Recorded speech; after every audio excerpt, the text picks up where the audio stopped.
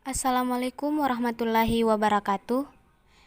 Nama saya Andi Reski Rahim dari kelas akuntansi C dengan NIM 90400111810. Di sini saya akan menjelaskan dua materi.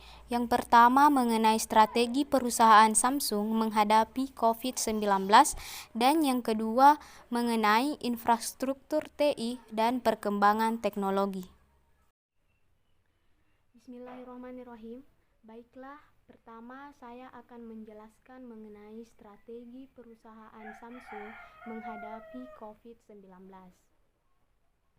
Nah, Samsung itu sendiri merupakan salah satu perusahaan elektronik terbesar di dunia yang didirikan oleh Lee Byung-chul pada tanggal 1 Maret 1938 di Daegu, Korea Selatan.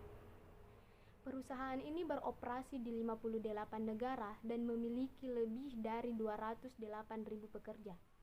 Samsung juga menjadi salah satu merek terbesar di dunia yang mengeluarkan ponsel cerdas yang menjadi jawara dalam persaingan bursa pasar gawai. Samsung adalah salah satu konglomerat Korea Selatan terbesar yang bermula sebagai perusahaan ekspor pada tahun 1938 dan dengan cepat berkembang ke bidang lainnya. Selanjutnya mengenai dampak COVID-19 terhadap perusahaan Samsung. Adanya COVID-19 ini, Samsung Elektronik memindahkan sebagian produksi ponsel dari Korea Selatan ke Vietnam. Ini dilakukan setelah salah satu pekerjanya terkonfirmasi positif virus corona. Namun, pemindahan ini dilakukan hanya untuk sementara waktu. Akibatnya, operasi pabrik yang berada di bumi Korea Selatan sementara waktu juga ditutup. Selain itu, dampak lainnya adalah dihentikannya produksi Samsung Galaxy Z Flip dikarenakan ditemukan karyawan yang terkonfirmasi positif virus corona yang berasal dari defisit yang turut memproduksi perangkat smartphone tersebut. Selanjutnya, apa yang dilakukan Samsung dengan adanya COVID-19 ini? Di sini, Samsung menyediakan dana dan pasokan medis. Produsen elektronik asal Korea Selatan ini menyumbangkan hardware paling dikenal, yakni smartphone dan tablet mereka. Samsung mendonasikan hardware kembangan mereka kepada pasien yang dikarantina. Tujuannya adalah untuk membantu pasien tetap terhubung dengan keluarga dan teman-temannya. Selain itu, Samsung menyumbangkan tablet ke lembaga pendidikan dan telah menyumbangkan 29 juta dolar pendanaan dan barang-barang untuk daerah serta masyarakat yang memerangi virus corona. Oke, baiklah, selanjutnya saya akan menjelaskan mengenai materi kedua, yaitu infrastruktur TI dan perkembangan teknologi. Infrastruktur TI adalah seperangkat komponen teknologi informasi yang merupakan dasar dari layanan TI. Maksudnya itu komponen-komponen yang ada saling bekerja sama untuk memenuhi kebutuhan pelayanan dari TI. Infrastruktur TI terdiri dari 4 komponen.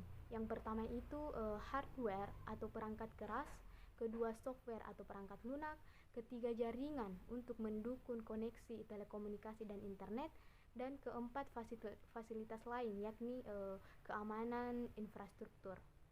Jadi, keempat komponen ini harus dimiliki untuk membangun sebuah infrastruktur TI, di mana ada hardware yang bisa bekerja jika ada software dan bisa terkoneksi satu sama lain jika ada jaringan dan bisa berjalan dengan baik jika ada fasilitas keamanan. Selanjutnya itu mengenai bagaimana tren hardware atau perangkat keras ini merubah bisnis. Nah, yang pertama itu platform digital mobile.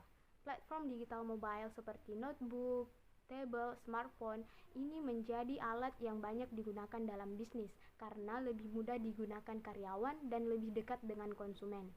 Yang kedua itu virtualisasi atau cloud computing, di mana cloud computing ini adalah akses data tanpa batas waktu dan tempat.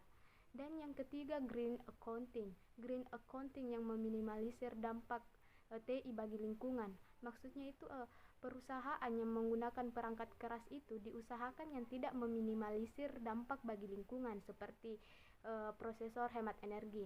Dan yang keempat itu komputasi otonom, di mana komputasi otonom ini merupakan sistem yang dapat menyesuaikan, melindungi, serta memperbaiki diri sendiri. Misalnya itu komputer kita kemasukan virus.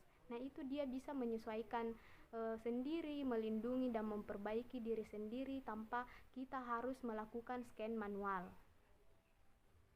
Selanjutnya itu mengenai bagaimana tren software atau perangkat lunak merubah bisnis. Yang pertama itu perangkat lunak open source, di mana perangkat lunak open source ini merupakan aplikasi-aplikasi yang dibuat oleh programmer lepas atau tidak terikat, atau perangkat lunak yang dibuat oleh individu dan bisa di-download di Play Store, App Store, atau website sendiri. Dan yang kedua, perangkat lunak untuk web, di mana perangkat lunak untuk web ini merupakan aplikasi-aplikasi yang dipakai untuk terkoneksi ke web-web tertentu, misalnya Google Chrome, Mozilla Firefox, dan Internet Explorer. Selanjutnya mengenai isu manajemen, apa yang harus dipertimbangkan perusahaan? Yang pertama itu infrastruktur yang tepat. Di sini disesuaikan dengan kemampuan perusahaan. Artinya, ketika perusahaan memilih infrastruktur, perusahaan harus mempertimbangkan kemampuannya sendiri, baik dari segi biaya, sumber daya alam, dan sumber daya manusianya. Yang kedua itu tata kelola. Tata kelola di sini mengatur wewenang tiap pihak dalam perusahaan. Maksudnya di sini siapa yang punya wewenang dan tanggung jawab untuk bagian-bagian tertentu. Dan yang ketiga, bijak berinvestasi, antara membuat atau membeli versus menyewa. Artinya, perusahaan harus bijak dalam menentukan apakah perusahaan akan membuat atau membeli infrastruktur TI atau akan menyewa infrastruktur TI. Selanjutnya, mengenai infrastruktur internal dan infrastruktur eksternal. Pertama, infrastruktur internal. Pada infrastruktur internal ini, perusahaan bisa membangun sendiri dari awal. Artinya, menyediakan segala komponen sendiri, mulai dari hardware-nya, software-nya, jaringan, hingga sistem keamanannya.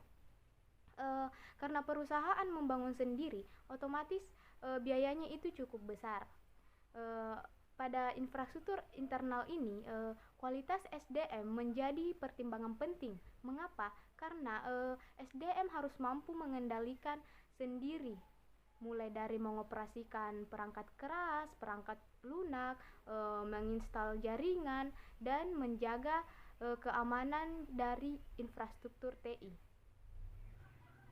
Yang kedua, mengenai infrastruktur eksternal. Pada infrastruktur eksternal ini, perusahaan bisa menyewa jasa perusahaan lain. Artinya, sudah ada yang menyediakan komponennya, sudah ada yang menyediakan hardware-nya, software-nya, instalasi jaringannya, hingga keamanannya. Nah, di sini untuk biayanya itu juga cukup besar, tetapi tidak sebesar membangun sendiri. Pada infrastruktur eksternal ini, resiko keamanan data menjadi pertimbangan penting, karena yang mengelola data perusahaan kita itu adalah pihak luar. Oke, baiklah, itulah penjelasan mengenai dua materi, yaitu strategi perusahaan menghadapi COVID-19 dan infrastruktur TI dan perkembangan teknologi. Lebih dan kurangnya mohon dimaafkan. Wassalamualaikum warahmatullahi wabarakatuh.